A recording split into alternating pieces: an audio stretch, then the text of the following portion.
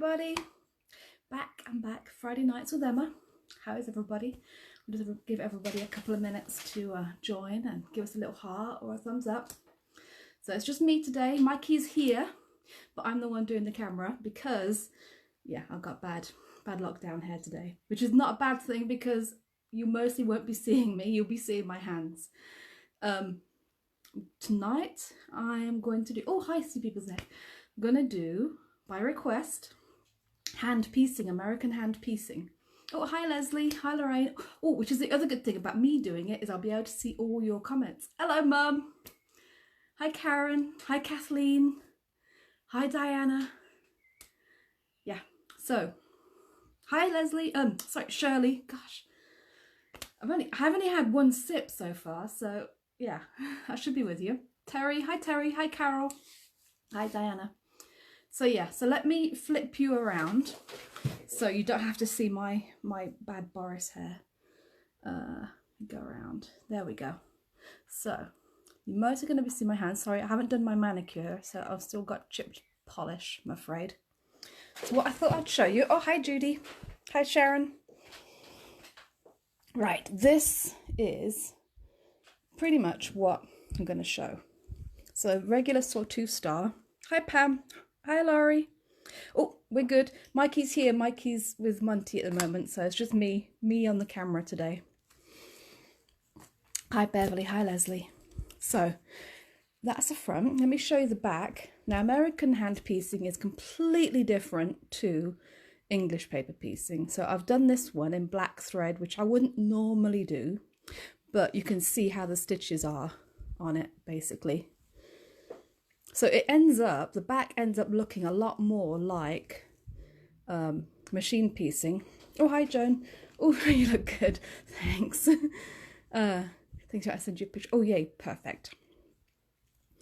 Yeah, so the seams end up a lot more like regular machine sewing, except if you see where the seams join, it's completely free. Now normally if you were machine sewing that, you'd sew straight across the seams, so your seams would be laying down. And actually, bear with me, I've got, I'm sure, yeah. Oh, it's not a block. I thought I had a block. I do have it over there.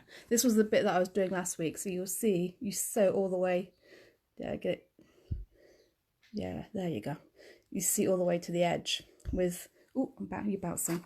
With the hand sewing, I'll push that down. You can see you only sew the seam. You don't go past the seam, basically. Oh, hi Annette. Hi Sandrine. Bonjour, ça va? Oh, bonsoir. Yeah, hi Annette. Oh, thank you. So, the American hand piecing. Hi Sil. The American hand piecing instructions that I have on the website give you all of this, but in paper and then with lots of pictures, so it's really easy to follow. And this is the pattern that you get in the American hand piecing instructions. Oh, hi Barbara. Hi Debbie. So we start by marking. Now I also have these acrylic templates, so you can make your own templates. The instructions have the template shapes for you to make templates from. Oh, hi Sue. But these are ones that I've had made out of acrylic, which I sell as well as a set. Oh, hi Christina. And you can make quite a few different blocks from all of these interlocking shapes, basically. 12-inch blocks, 16-inch blocks, whatever you want, a combination. For this star, the shapes that I need are A, B, G, which it got dropped by somebody onto a concrete floor. They are pretty good. I'm losing my corner on that one. And F. The other ones I need for this one. The other ones can be used for other blocks, basically. So I just need those. Now I've already done... Oh, hi Joanne. Oh, you're not late. You're not late. We're just getting started. So I've already done this one, but you mark out your fabric on the back using your template and just a pencil, and I've got my sandpaper here. So this is my handy dandy, oh keep knocking you, sorry guys, sorry. Oh hi Mandy. Multi-mat. So it has the sandpaper on the inside, the moleskin divider, the cover, the cutting mat. And then the outside is a pressing board on both sides that you can use. But yeah, I was so excited when I found the sandpaper in here. Now you can just use a sheet of sandpaper. That works perfectly fine as well. The reason I use sandpaper to mark is it helps to grip your fabric. So if I was to do this, if I show you, move that over because I've got to mark some shapes off this fabric. This is my background. Just open it up. There, that bit doesn't need to be pressed. So you can see. Do it like that. So if I mark this shape just on my table, you'll see the fabric moving a little bit. And if you've got a slippier table, it's worse, especially at the corners. You can find your corners distort, so it isn't quite as accurate. But oh, hi Leslie. Yeah, I love this mat too. If you have it on a piece of sandpaper, what it does is it grips the fabric underneath, so my fabric stays. If I move this around so you can see this corner, I need to flip it around anyway. Look how smooth that fabric stays, so it doesn't distort. I've got a nice sharp corner there. And also if you're using pencil, it helps to get the lead off as well. Oh, hi Sarah. Oh, this will be teaching you how to suck eggs because you know all of this already, Sarah. You're a pro. So that's what I'm going to mark. So I need this shape, G, is what is going to be this part. So I need 4 of those, 1, 2, 3, 4. And for these, because of the way they are, I'm going to position my shape so that this long edge is along with the grain. This is where the bias is going to be, both on these short sides. So you can see I've done that already with this shape. So when I mark it, I try to nest them so that there's as little wastage as possible. So I'm going to do the next one here. The long bit is along the straight grain, and then both of my short edges are going to be along the bias.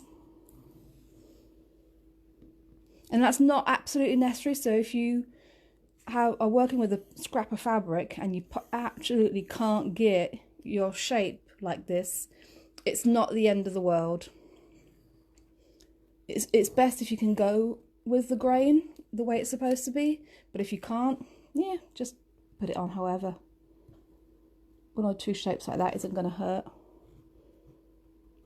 The only thing you'll have to be careful is when you're sewing them together not to distort them. Oh, make you knock. Oh, I'm missing all the comments. Okay, let me go back. Okay, so hi Jennifer. Pam. Oh yeah. Laurie. Yeah, I love that mat. Hi Dan. Oh, you're welcome for the demo. Yeah. Hopefully. And you can ask me questions while I'm doing it, which is why I wanted to do it like this, so that if you have any questions about what I'm doing, ask me now, because all the other demos that I've done have just been me on telly, basically. Oh, hi Margaret. Hi Jackie. Yeah. This is a one-woman show tonight. Mikey here. Hi Dawn. Oh, hi Natalie. You're gonna learn a new skill after the crochet. So next one. So and the other thing is I'm doing, if you see, I want to leave at least a ½ an inch in between all of my shapes, because what you're marking is the actual sew line. You need to make sure you've got a ½ an inch past that for your seam allowance. So that's why you need at least a ½ an inch in between all of your shapes, basically. Yeah, I do have another one of these shapes somewhere that isn't broken, but this is working for me. And then one more. Oh, hi Karen.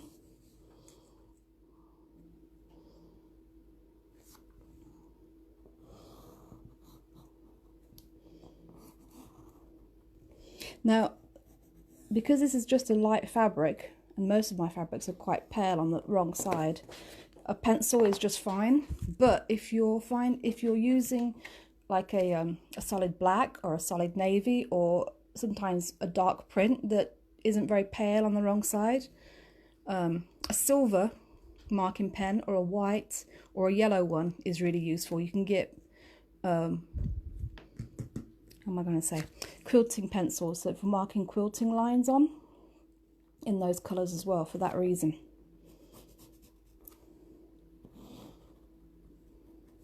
There we go. So that's my 4 done. Oh, hi Lorraine. Oh, bought some. Perfect. Yeah. Fine grit sandpaper, definitely. I always used to keep some handy in my sewing box, and people always thought I was a bit strange, but it works great. Yeah. 3M's a good one.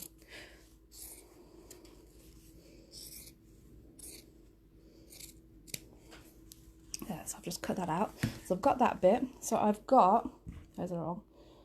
I've got my centre. I've got my outer. Oh, what I also need from my outer are my 4 corners.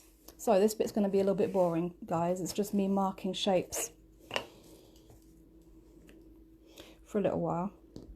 Oh, hi Sonia. No, you haven't missed much. It's literally just me marking shapes at the minute. I am doing American hand piecing, but this is just the getting started bit.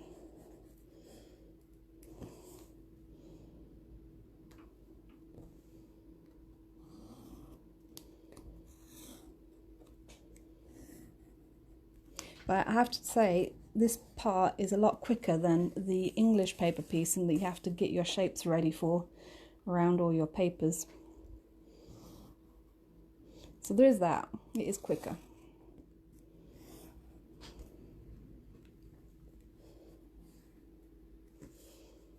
One more.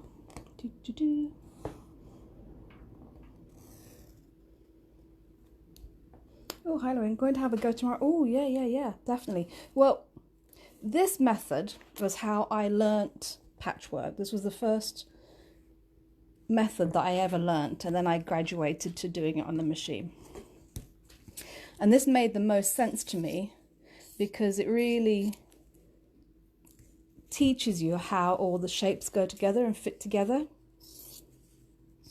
and it's a lot easier than when you're trying to work out your own patterns, because you can just draw a block on a piece of paper and then make your templates from that. And because you're marking your sew line, you don't have to worry about adding seam allowances, and when you have to do half square triangles or fit triangles in corners of machine pieced stuff. There's some really complicated maths that can go on. Oh, I'm knocking you guys again. Oh, hi Diane. Is it better to use a pencil that is not too soft? It all depends. So what have I got here? I just tend to use what's around, to be honest with you. This is a HB. So yeah, just a regular pencil. Just have a play around, see which ones work best for you as far as, can you see the lines? Can you see the lines on that particular fabric? It shouldn't rub off, and it won't rub off. But because it's going to be on the wrong side and not in the sew line, you don't have to worry about it bleeding through on the other side or anything like that. Right, so that's those. Oh, Joanne, have I said so, but do you use starch? For hand piecing, I don't. Because it ends up quite accurate. Oh, hi Simon. So you don't really have to worry too much about starching it. I usually use starch for applique. Some piecing, especially if it's like, the Caroline, what's her name? Like the Liberty fabrics that, like lawns, or even finer than lawns sometimes, that you get to use with quilting. Those need a little bit of body, so those do need a little bit of starch or best press or something. Alright, so I've done those. Oh, now I'm going to do the arms of my star from this. Now I need 8, but I'm only going to do a couple, I think, just for time. It's 1/4 past already, so let's get cracking to some sewing, shall we? So again, I'm going with the grey in the way it should be. So for this one, your bias is along the long edge, the hypotenuse. So I am positioning it so the bias ends up there.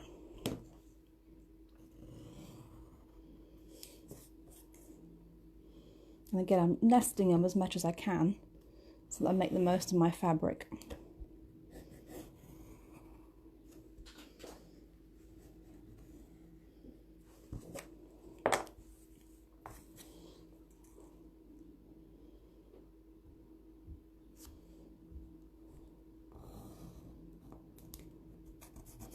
I'm just going to do 4 and then we can go on to the sewing. Oh, Lorraine, never seen it before. You're intrigued. Oh, okay. Yeah, I love this way. This is the way I also taught Mum how to quilt, doing this method to begin with, and then she graduated to the machine. It's just a lot more intuitive, I find, doing it this way, especially for beginners. Oh, Laurie, stupid question. Why do they not make templates with a seam allowance? Oh, okay. You can. The only thing is you need to have, for this method, you have to mark the seam line because that's what you use to sew along. That's your guide. Whereas on the machine, when you do it on the machine, you've got your foot as your guide or some sort of point on the machine as your guide so that you can always sew 1/4 inch. You can't really eyeball 1/4 inch very easily doing it this way. So that's why you really do have to mark the sew lines. So I've only got 4 though. So what normally I would do, especially for a beginner, what I'd normally recommend to do is for your block, then lay out all your pieces all around. 1, to make sure you've got enough pieces marked and cut, and 2, to verify, do you actually like the colours where they are. Now, I'm not going to be able to recreate my whole block because I haven't marked enough, but that's what you would do. And it also helps to orientate yourself, like what goes where. So those will go there. Oh, I keep knocking you, sorry. And then a square in the corner there, and then I'd have another square here, another one here, and then obviously 4 more of those blue squares to make up the rest of my arms. But there we go. So there's that. Then the next thing you do, and this is a pretty simple block, but what you do with anything is you start to look out what is your smallest unit. How is it all put together, basically? So for your sawtooth star, you've got 4 what is essentially a flying geese unit, and then 4 squares, and then your central square. So the first thing I'm going to do is make my flying geese unit. Right. So I'll put this up where you can see it. Actually didn't mark that corner very well, so let me add. There we go. So I always start. Oh, hi Paula. Oh, I keep knocking you. Sorry. Bring it up close so you can see. There you go. Maybe if I move that out of the way, you'll focus on it. There we go. So the goal is I want to match this corner with the corner on this side. So you can see when I put it straight through, it doesn't match up. So I have to fuss with that a little bit to get that pin straight into that corner, just like that. So it's through that corner and it's through that corner. Now this is the line I'm going to want to sew along. So what I do is, if I don't keep knocking you, I'm going to put that pin in through the sew line on that side, and I want to match it up with the sew line on that side. So You can see my pin is through the sew line and then through the sew line, or just about. Let me move that just a hair so it completely matches up. You may have to fuss a tiny bit. Yeah, now it's completely off. It was better the first time. Isn't that always the way? There we go. Right, now it is through the sew line on that side and it is through the sew line on that side. Okay, so that's my corner pinned, and then I'm going to start sewing from this corner going towards there. So put that down. Let me get my thread threaded. Where is it?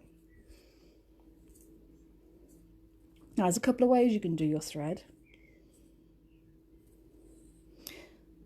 You can either thread it before you've cut it off the spool. Thread it through your needle.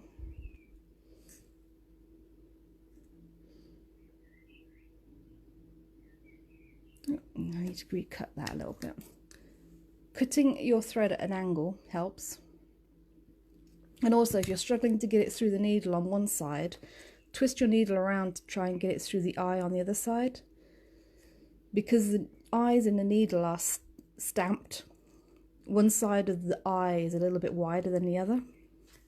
So that's that. So I've just got a little bit of hanging off. I'm going to put that back in my pin cushion and then cut off the bit of thread that I need. Oh, sorry guys. And then that's how you do it. So you want your thread to be going in the same sort of direction as it came off the spool. Right, thimble. You're going to need a thimble for this. Trust me. Especially if you do it a lot, you're going to need a thimble. Right, now, the goal is to do the same thing on this side that we did on this side. So we need to match up our corners. So the way I do that is I put it through the whole corner on there, put it through the corner there, just like I did the first time. And then what I do is pin it through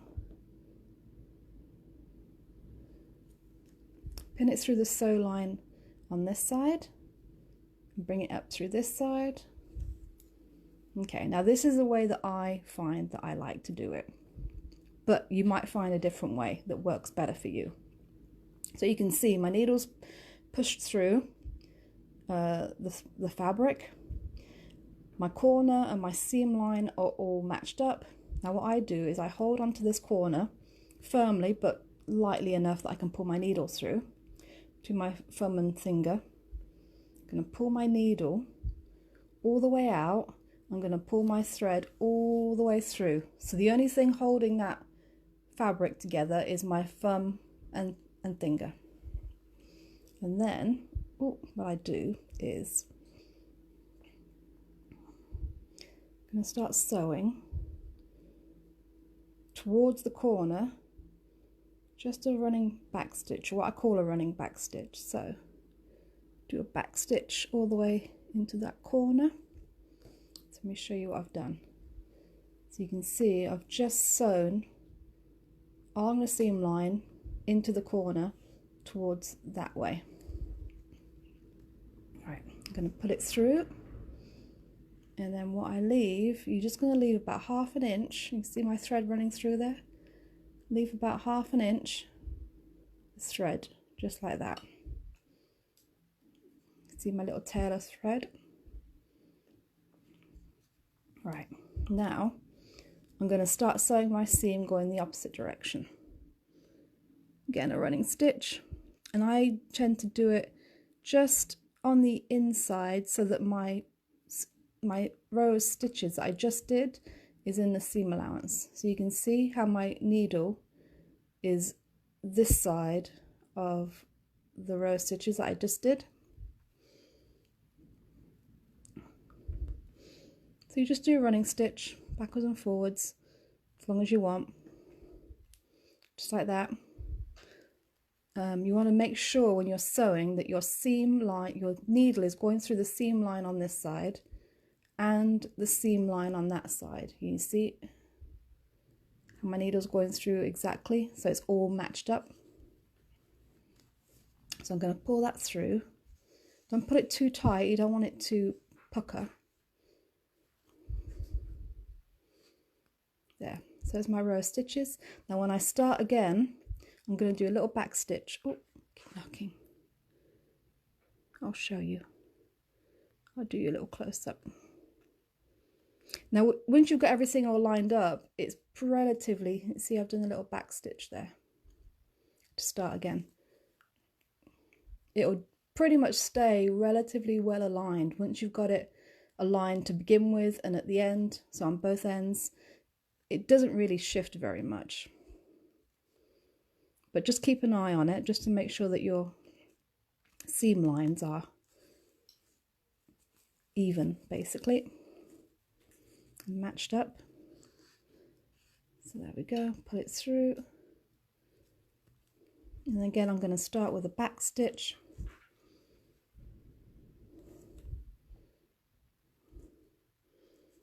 I'll show you.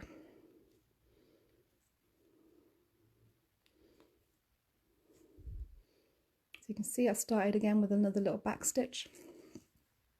Now I can pull this pin out,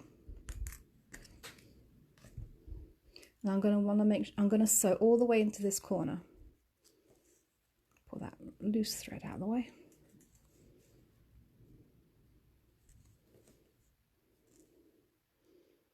And I'm just, if you see, I'm just putting it through on one side and then checking on the other, just to make sure when it's coming through it's on the seam line. All right, all the way up to the corner. So I've sewn all the way to the corner. You can see it's all the way to the corner. Pull that through.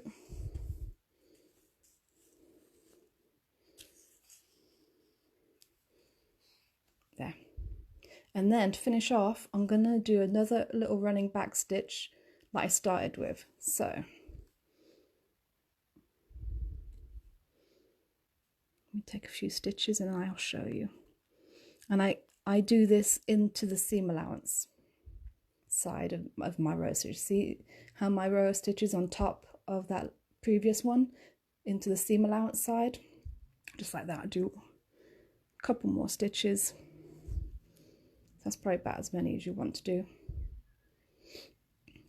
Now I'm going to pull it through, and then I'm going to see what questions you've got, because I haven't been keeping track of it. And then just cutting my thread off again. You can see about 1/2 inch. Oh, where is it? There, about 1/2 inch tail. And then you can eyeball trimming 1/4 inch seam allowance all the way along, just like that. And then you can finger press, or if you've got a seam roller, press that open just like that. So that's one side. Oh, oh, oh. Turn you back around. Let's see what questions you've got. Oh, hi Princess. Hi Christina. Oh, what's the difference between best press and robbing starch? Oh, I've never heard of robbing starch. I'll have to check. I know best press isn't, it's not really a starch. It does add body, but with the spray starch, like when I've used spray starch for ironing, like shirts and stuff, you find that if you don't sort of bed it in, the starch can sit on top of the fabric, and then when you iron it, you get all those white flakes. You don't get that with the best press. Oh, hi Becky. Oh, I've been really behind. Hi Hilary. Hello. Oh, I'm glad you're liking it. Hi Judith. Hi Terry. Oh, hi Loken. Hi Sue. Oh, I did that method back in the 80s. Yeah. It's an old method. Minnesota, who was American. Yeah. That's where I learnt it, basically. I made my mum 2 Dresden plate cushion covers, and she'll get some out every year. Yay! See, yeah. It just goes to show how well, I mean, you wouldn't think that hand sewing would be as robust as machine sewing, but the very first quilt I ever made was a baby quilt. Well, yeah, baby quilt for my daughter. She wasn't a baby at the time. She was a toddler, but still. That thing has been used, I tell you. It has been washed. It has been through all sorts. And because it was my first quilt, there was a lot of seams that didn't quite have 1/4 of an inch. It was more like 1/8 of an inch. And that thing is still holding together. There's no holes. There's no broken threads. There's nothing. So it is really robust. Oh, hi, Anne. I've just joined. What are you doing? Oh, what am I doing? I'm hand piecing. Hi, Sally Ann. Hi, Elaine. Hi, Anne. Oh, thanks, Diane. Rubbing starch. Rubbing starch can leave a white... Yeah, that's what I said. Okay. Yeah, exactly. That's exactly perfect. Oh, hi, John. What size needle and thread do I use? Okay, so I tend to sew with sharps because I quilt with them, hand quilt with them as well. Size, I think it's about a 9 or a 10 that I use. I don't have it handy. I sell these ones, it's really nice. They're called Roxanne needles, and you get a little vial of 50, and they're just really handy. One, it's really handy because the vial is really handy to keep. 2, you get a lot in a packet. And 3, I find that they're just the right size really to work with. So those are the ones I tend to use. This is a Roxanne needle. The thread that I'm using, now I usually would use a Gutermann thread, or a Metler might work as well. This is actually an Orifil 40. I can see you. 40 weight, can you? Yeah. Let it focus. Is it going to focus? Oh, there it goes. Yeah, so this is an Orifil 40. It isn't quite as robust, I have to admit, as a Gutermann that I have used in the past, but I haven't done it tonight. I think I know where it is, I can grab it. I have been using beeswax on it. So, bear with me, let me go see if I can find that and I'll show you, because that's a good thing to use for hand quilting as well. Be right back. Oh, wait. I think I put it here. I've got too many tins is the problem. Ah, here we go. Beeswax. So, the way I use that is I thread my needle. So I should have used this before I started sewing, but I'll thread my needle and you just pull it through the hole, through the wax, sort of 2 or 3 times. And it just coats your thread. There. So it'll make it a little bit more robust, makes it easier to go through. Thread Heaven is another one that does that. It's quite nice. It's a little blue box, but beeswax works well as well. Oh, Joan, do I need to do more back stitches to make it more secure? I just do. How many did I do on that? So every sort of, how many? 5 or 6 stitches. Every time I pull the needles through, I always start with the back stitch. It just adds a little bit of more stability to it, basically. Okay, we're still talking starch. Oh, thanks, Mum. Mum knows all about starch. Hi, Julie. Oh, it's on your Roxanne needles. Yeah, I love Roxanne needles. Okay, so that's that. And then we do exactly the same thing. What time is it getting to be? Oh, I've got to be that time. We do exactly the same thing here. Just like that. So you can pin it on either way. I tend to pin it on the side where there aren't another seam, but you can't always do that. So as you start working, you'll find which way you like to work best. I tend to stick to the same way, really, because I'm a bit boring. Right, so I am pinning. Right, so I've pinned it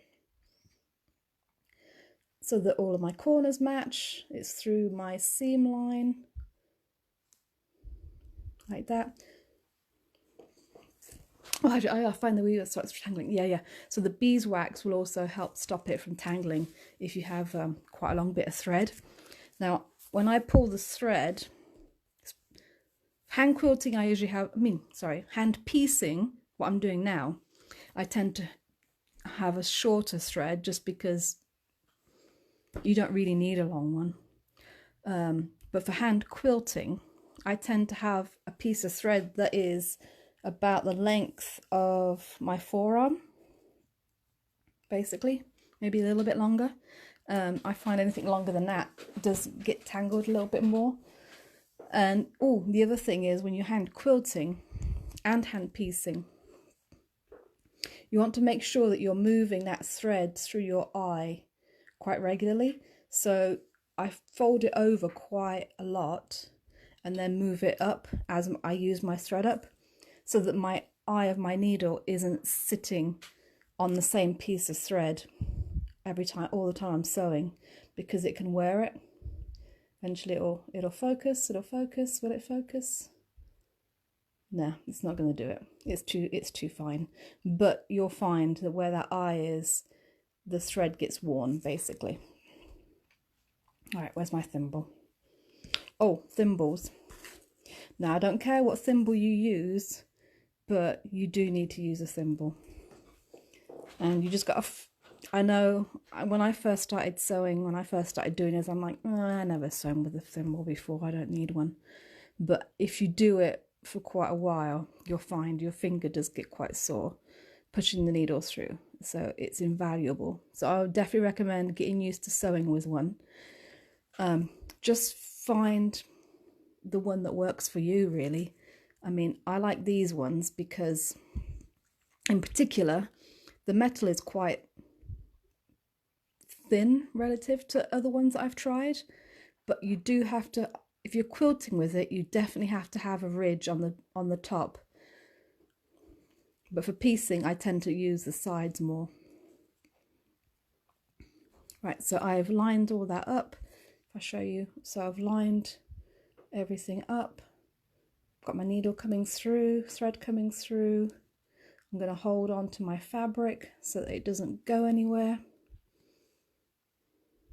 Oh, Shirley, so you never use knots with this? No, I don't. Oh, keep doing that. No knots, which also makes it quite nice and quick. I only do the back stitch. I find it keeps it really secure. So yeah, running back stitch. You don't have to worry about a knot. The only time I put a knot in thread is when I am quilting or when I do applique. And then I can bury it. When I'm quilting, I bury it inside the quilt itself. And then when I do applique, you can hide it underneath the applique piece.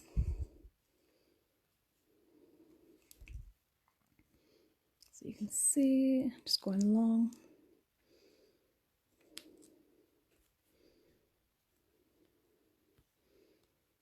So it's really simple. And what I like to do for this is, very often I'll just hand piece the blocks because I can take them with me and wherever I want to go, and just hand piece the blocks. And then once all the blocks are made, you can machine them together. You don't have to hand piece the whole quilt. Oops. In fact, I've done a couple of quilts like that.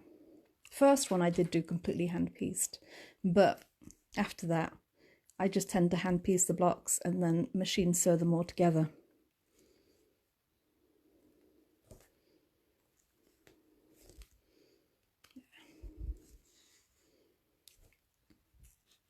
It's also quite nice just to do this in front of the telly as well. Or when I used to go to the quilt group, I often used to either hand quilt or hand piece, because it's so nice, you know, if you're going to a social quilting group, not to be stuck behind your sewing machine. It's a lot easier to have a chat with somebody when you're just hand sewing. So there, so I've got all the way to the corner. I'm just going to pull that through and do my little bit of, got thread caught. Little running back stitch going back. There. Oh, somebody gave me a little sad face. Who's sad? Oh, it's so relaxing. Good, good, good. Yeah, it is, and that's the thing. I'm one of those people, I can't just sit and not do something. Even when watching telly, I've got to be doing something with my hands. I've got to be making something. I've got to be crocheting, knitting, sewing, quilting, something. And this just keeps my hands busy, which I really like. So that's my fine Geese unit. If I was making this properly, you'd do 3 more of those. And then you need to add your squares to the side. So I'm just going to pin this. What time is it? I've got a little bit of time. I might end up doing it. We'll see. Because there's another little technique I want to show you.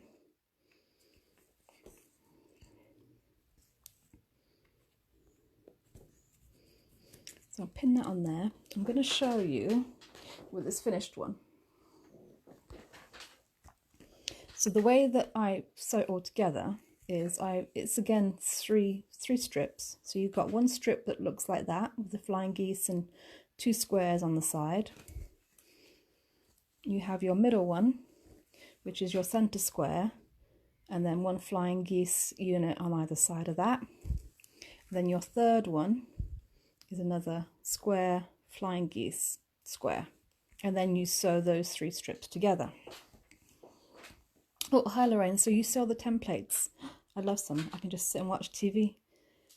Yeah, it's my cup. Oh, perfect. Yes. So you get, oh, we'll tell you about this. In a set, you get all of these templates, and they all work together. And I actually got, oh, and this one, and this one.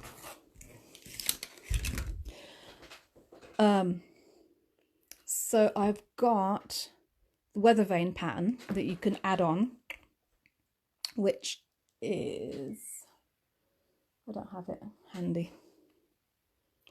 The weather vane pattern, that was the very first one that I actually did, like when I started learning how to quilt, which is one of my favorites. And then I've actually just I've got instructions for 2 other ones. One of the patterns is actually the pattern that I did last week on the machine, but doing it by hand. Oh, weather vane. Yeah. Oh, actually, yeah, there's one. It's a weather vane, but with a whirligig in the middle, which is quite exciting. And then I've got a third one, which I'm going to be working on. So what I plan to do is these templates, I'm going to put out a series of blocks that you can use these templates with, because they're so versatile. There's so many ways that you can use them. So if I show you, so that all fits on to that, which then is the same size as that, basically. That makes sense. So you can actually make up your own. So that fits there. That is, yeah, that's the one that goes in there to make the flying geese unit. You can actually have a play around and make up your own. So this is half of that. So you can actually do big half square triangles as well if you want. Yeah, I'm going to put out a series. I'm rambling because I'm quite excited about it. But yeah, I love these because there's so many different ways that you can use these templates together with hand piecing. Oh, Lorraine, where you can find, oh, Swift Quilting.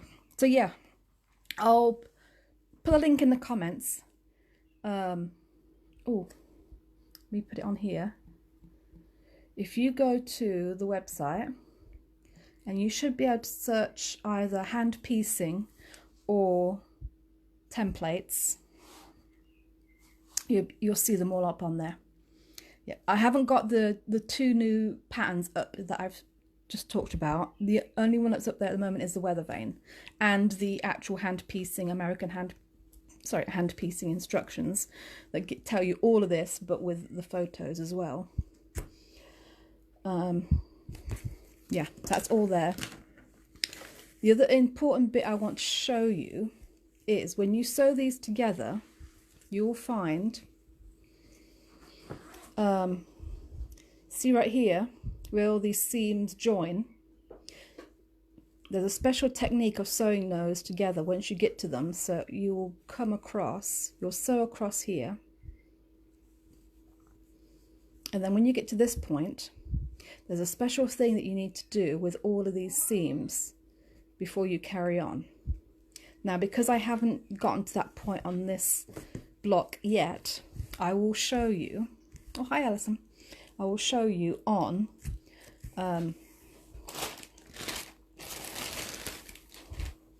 hexagons, which I will also, I have the instructions for these as well, and there's the instructions come with several different sizes of hexagon. This is the smallest one, but you can do them quite big as well, and these go together quite quickly. So this is a hexagon that I've been working on, and you can see this has the same thing where you've got seams, for want of a better word, that join together.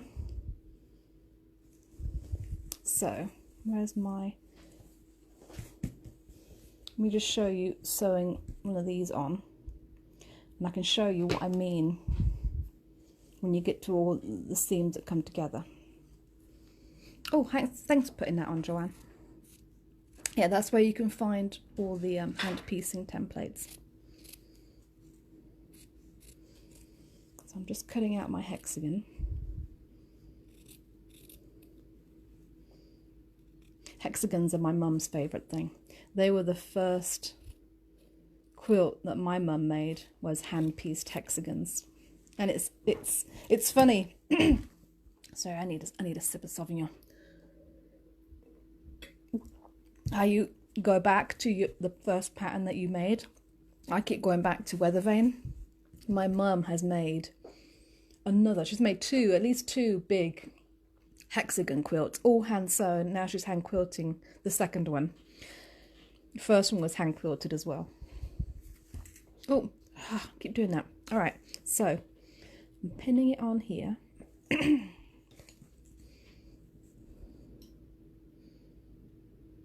This one you have to pin this direction because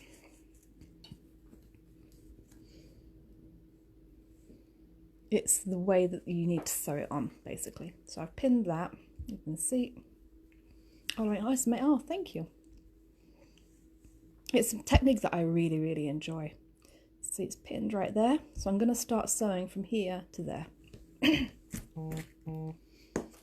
So, ooh, where's my thread? My thread. Yeah, cheers. I needed that today. Oh, hi, Philomena. So, with the hexagons, you're literally just sewing the straight edges together. It's not as complicated as it looks. Oh, keep knocking you, sorry. Right, so you can see I've pinned through that corner, pinned through that corner. Now I need to, these are quite short sides, so it goes together relatively quickly. There, I've pinned it through. Now I need to pull it through. Holding it, pulling it through. Now I need to sew. Oh. There, so I've got my first running stitch into that corner.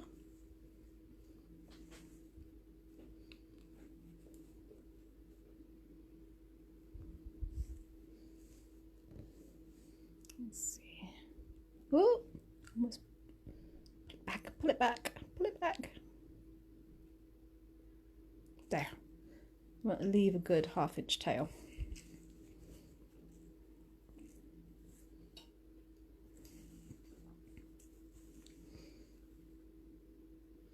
So I'm just going to stitch underneath that line. Oh, hi Belinda.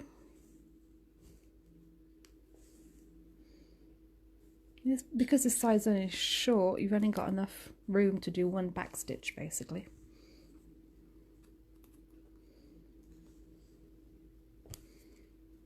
I'm going to sew to that corner, move my pin out of the way.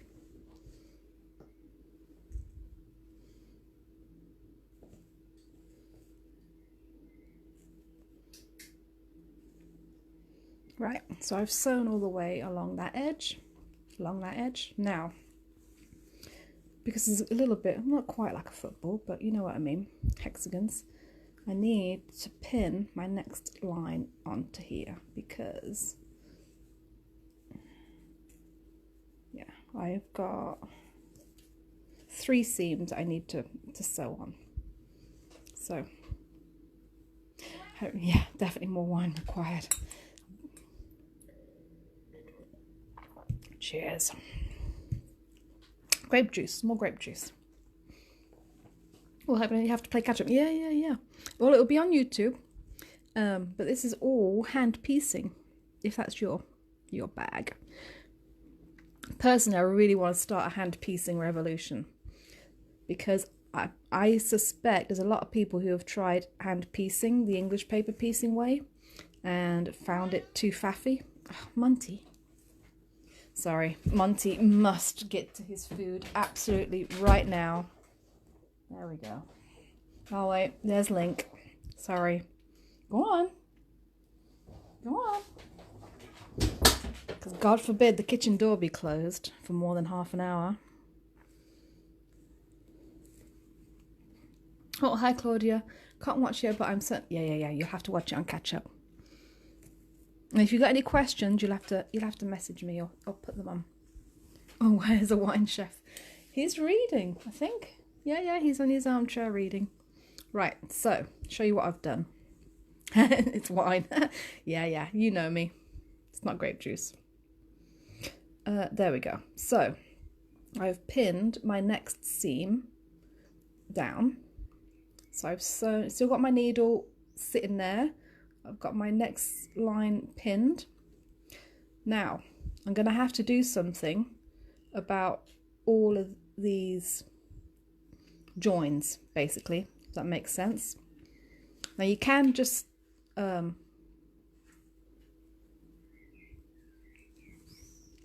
Oh, Sonia, is this stronger than a... This is basically a running stitch, only you're doing a back stitch every once in a while.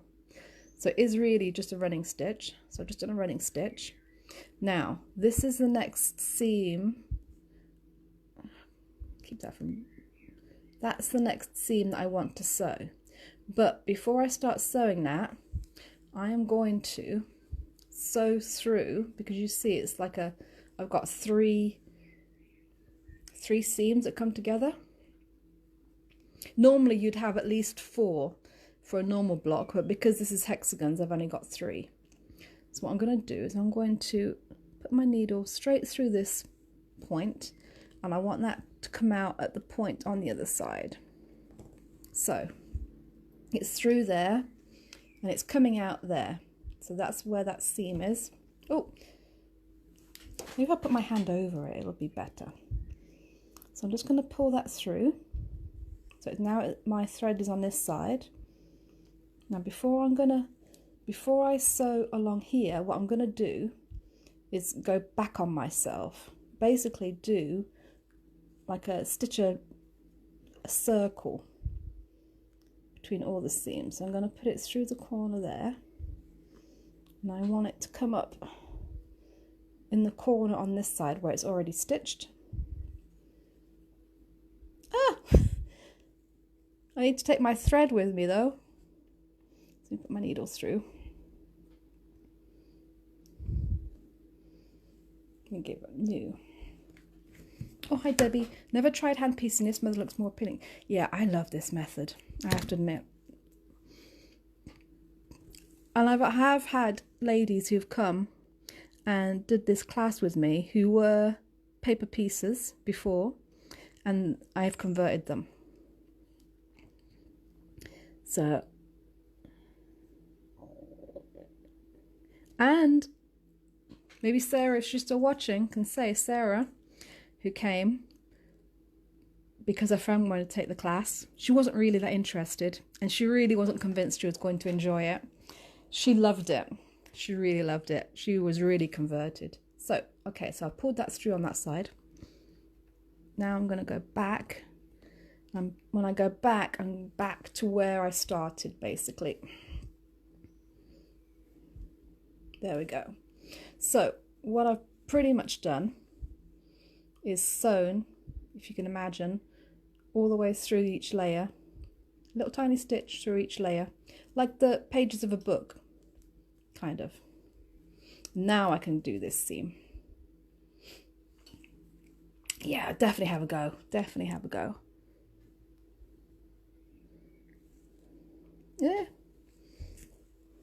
Oh, I've lost my pin, which is also what's the problem. There, it wasn't matching.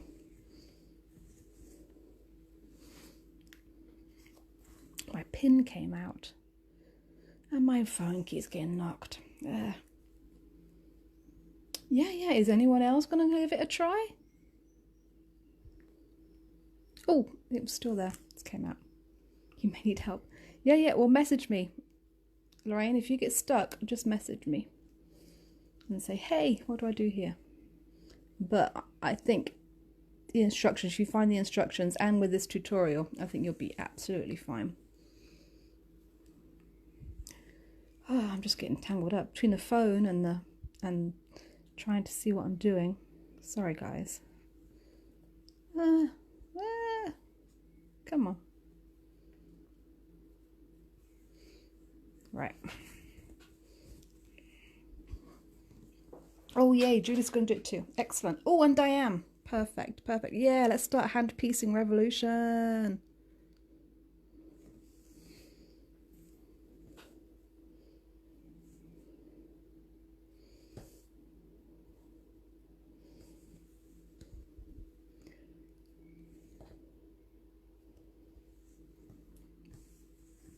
If I remember, somewhere I've got a project that I started, a Mariner's Compass project,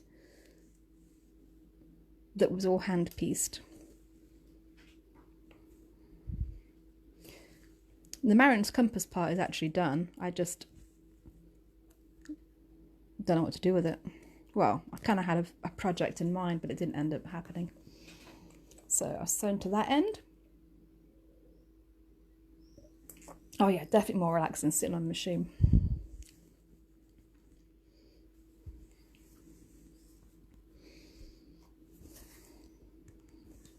Oh, I say maybe we could convert you.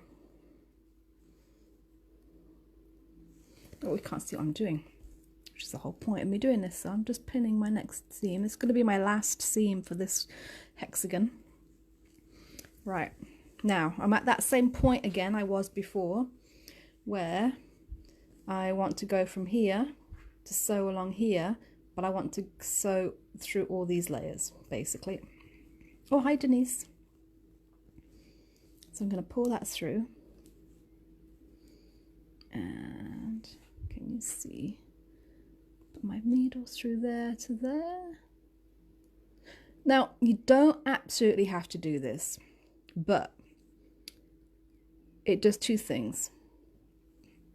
One, it adds stability, and adding strength is always a good thing. Two, because you're sewing through all of those layers where otherwise there might be a little hole, it just closes that gap up, so there's no chance of you having a hole where all those seams join up, basically. Oh, I think the cats are complaining that they're stuck in the kitchen. Sorry. Come on. Somebody's thrown himself up against the door. Come on, Link. You too. Come on. All right. Link was sitting there. Monty's like, no. And he throws himself up against the door. Oh, there we go. Through that bit.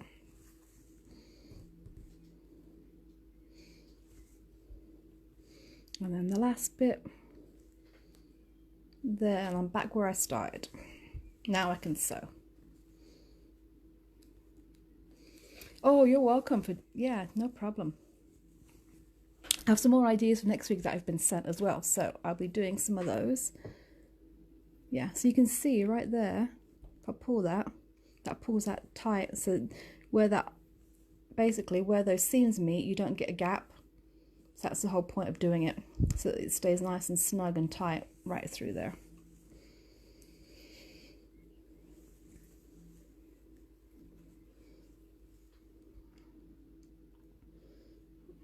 Do the last running stitch, and then I'll do my little back stitch to finish up.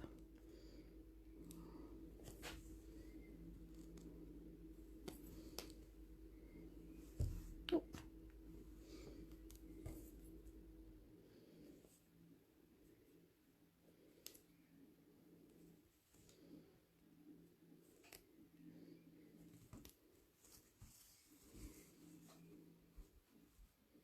Yeah. There it goes.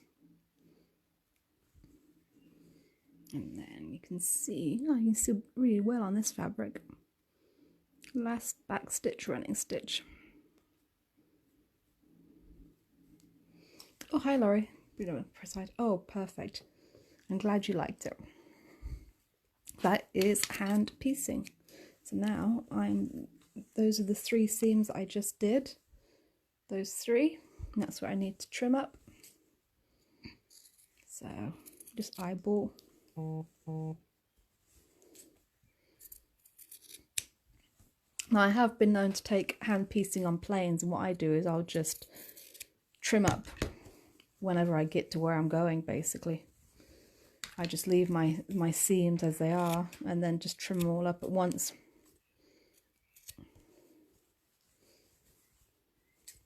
Trim that up. Oh, looks like I haven't trimmed these. There we go. Take the little bits off in the corners. There we go. That's another hexagon put on. So there we are. Let's see. There we go. Brave me. Yeah, see? Boris hair. So hopefully you like that. Thank you guys.